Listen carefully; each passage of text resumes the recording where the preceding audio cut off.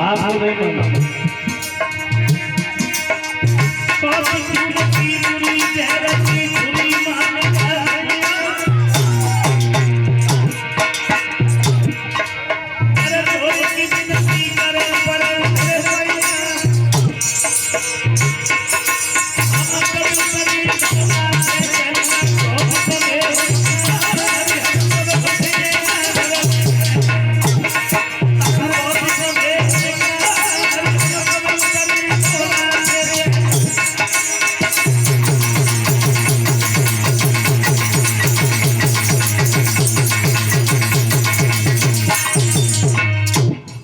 मुझे नहीं रहना है तो नहीं रहना है, मेरा रोना वापस करवा दीजिए।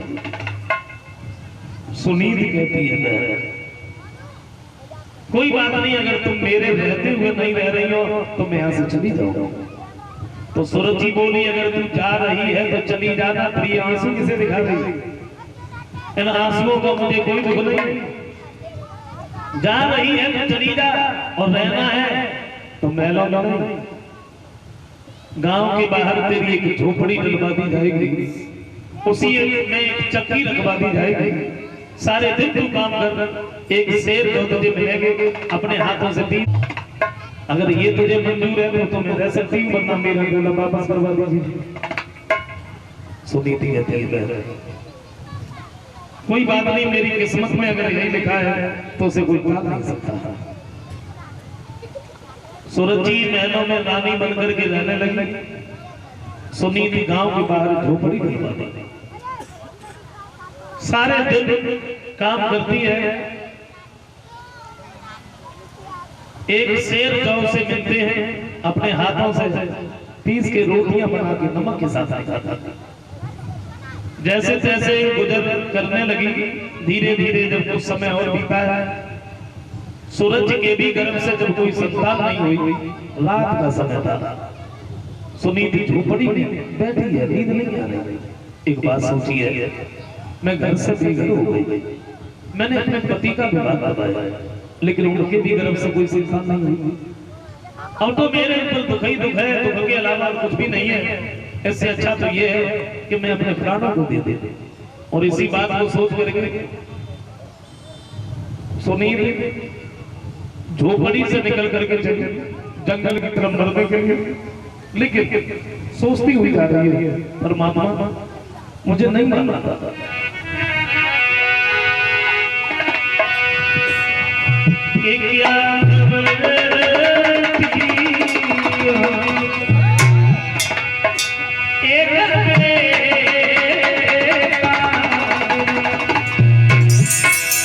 जीवन मेरा धूलिए मिल जाएगा।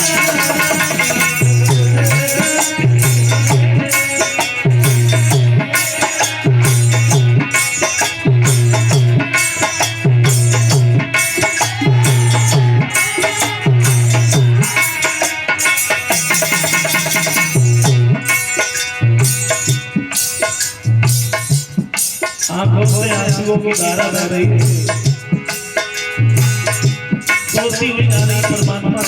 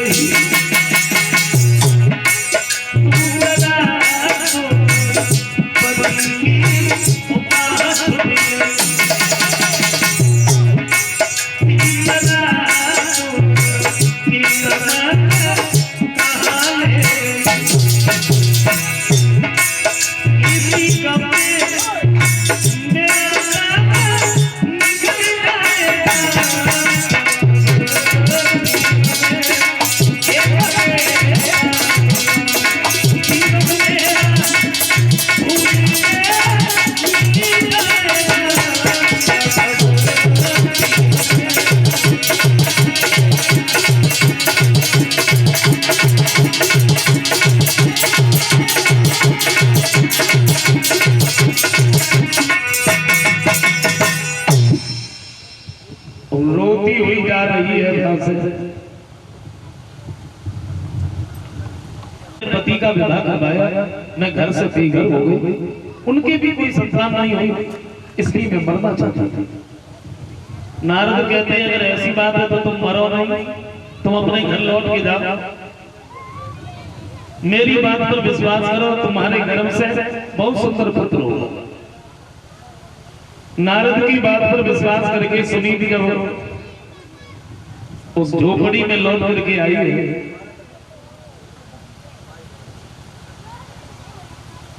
रहने लगी, लेकिन हमेशा नारद की बात इसके दिमाग में घूमती रहती है। समझाया? सोच रही है कब वो समय आएगा कभी पुत्र हमारी गोद में दे देते।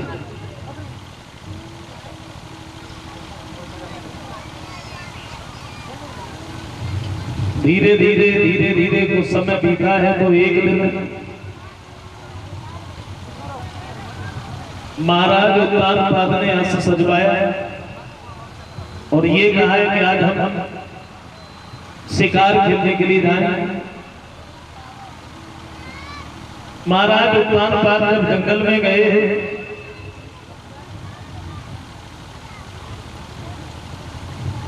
तो सारे दिन तो ये शिकार खेलते रहे। शाम के समय जब ये लौट करके आए, सुरुचि के दरवाजे पे पहुंचे, क्या देखा दरवाजा तो बंद है। तो उत्तानपाद ने दरवाजा खटखटाया, लाला दरवाजा खोलो। मैं दरवाजे पर पड़ा, लेकिन किसी ने आवाज ही नहीं दी। और आवाज भी कौन दे? क्यों? क्योंकि रानी जो थी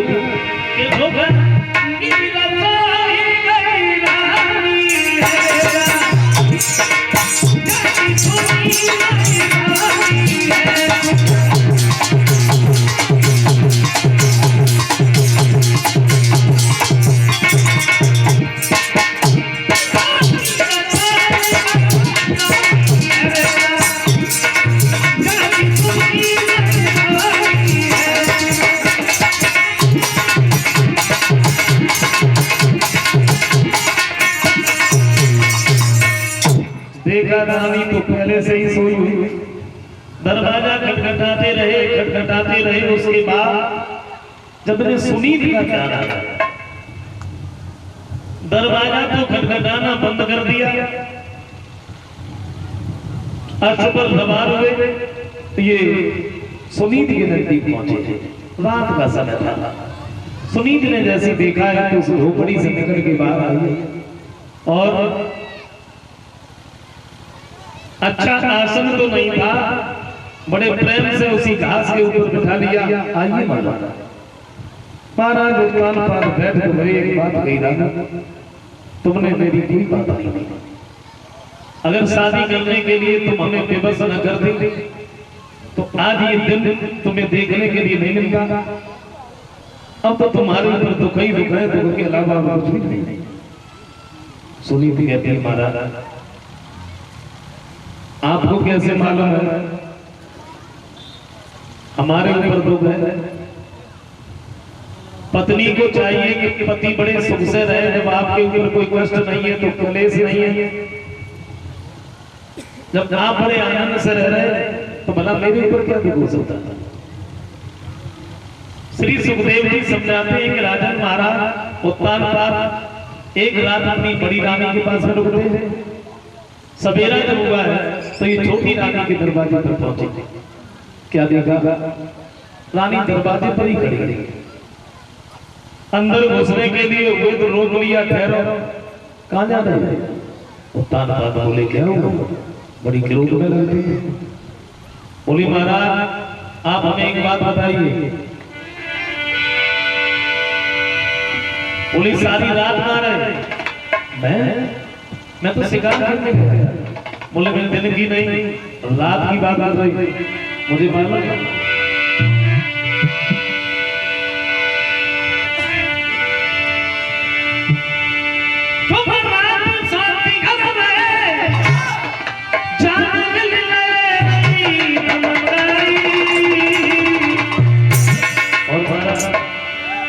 बात नहीं करियो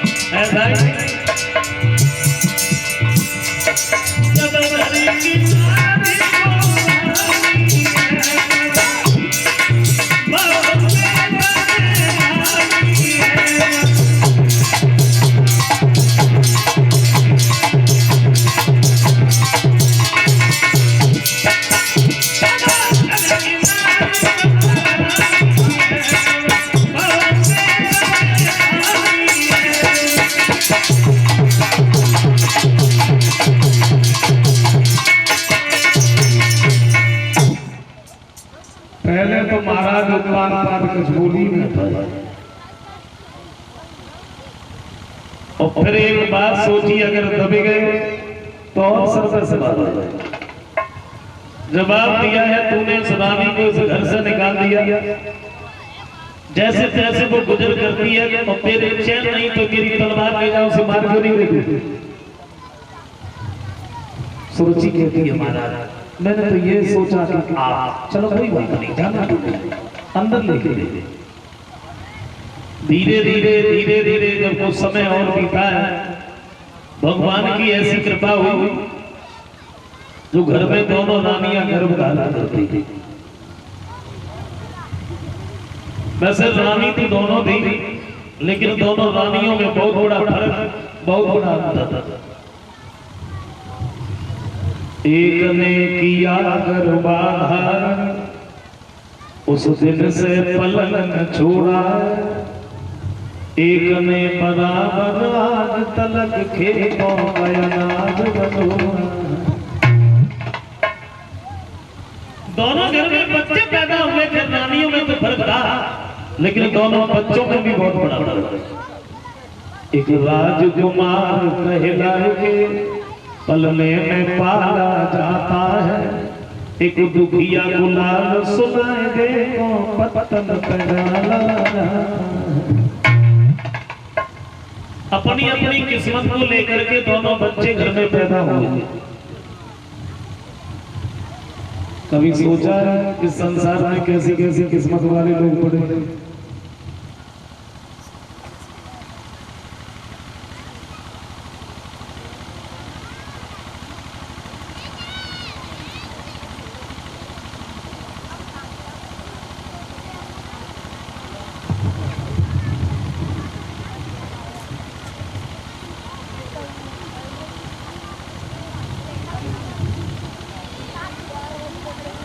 इस संसार में कैसी कैसी किस्मत वाले लोग पड़े। किसी की क्या किस्मत है जो सारे दिन मेहनत मजदूरी करते हैं, लेकिन शाम को भर पेट रोटी नहीं मिलती है। और किसी की क्या किस्मत है जिनके सामने रोटियां रखी हुई हैं, उन्हें खाने की फुर्सत नहीं मिलती है। किसी की क्या किस्मत है रात को फुटपाथ पर लेटने के लिए जगह नहीं मिलती है। और किसी की क्या किस्मत है जो एसी रूम में डनलप के गद्दों पर लेटे उन्हें नींद ही नहीं आती है। ये किस्मत कर्मों से बनती है। भगवान न किसी को सुख देते हैं न किसी को दुख देते हैं, ये भी अपने कर्मों के अनुसार होता है। महाभारत में भी कहा, कर्मणा जायते जन्तु कर्मणे विलीयते सुखम दुखम भयम क्षयम कर्मणे वापद्धते। ये सुख दुख केवल अपने कर्म से होता है। भगवान किसी को सुख दुख नहीं देते। मीमांसा शास्त्र की अगर बात की जाए तो वो तो ये कहते हैं कि ये सुख और दुख कुछ होता ही नहीं, न कुछ सुख है न कुछ दुख है। बोले क्या है? केवल एक मन की कल्पना है। मन ने अगर मान लिया दुख है तो दुख है, और मन ने अगर मान लिया सुख है तो सुख है। बोले न कुछ सुख है न कुछ दुख है, ये कुछ है नहीं। दोनों बच्चे घर में जब थोड़े से बड़े हुए, कितने खेलने के लायक, एक दिन धरोवर उत्तम महाराज उत्तानपाद के दरबार में पहुंच गए। दोनों बच्चों को जब एक साथ में आता हुआ देखा तो बड़े प्रसन्न हुए। ध्रुव को अपनी गोद में ले लिया। कुछ अच्छे विचारों के लोग बैठे थे। महाराज उत्तानपाद की बड़ी बड़ाई करने लगे। महाराज के तो बड़े अच्छे विचार हैं। दोनों बच्चों में कोई फर्क नहीं मानते, कोई अंतर नहीं मानते, और ऐसा होना चाहिए। लेकिन एक नीच बुद्धि वाला इंसान बैठा था, चुगला, और चुगला चूक तो है गाय का घर घर फूट कराई दे कर एक के। जो नीच बुद्धि वाले इंसान होते वो नहीं मानते। कभी कहते हैं कि आदत वाले कभी आदत ही नहीं भूल पाते। हाँ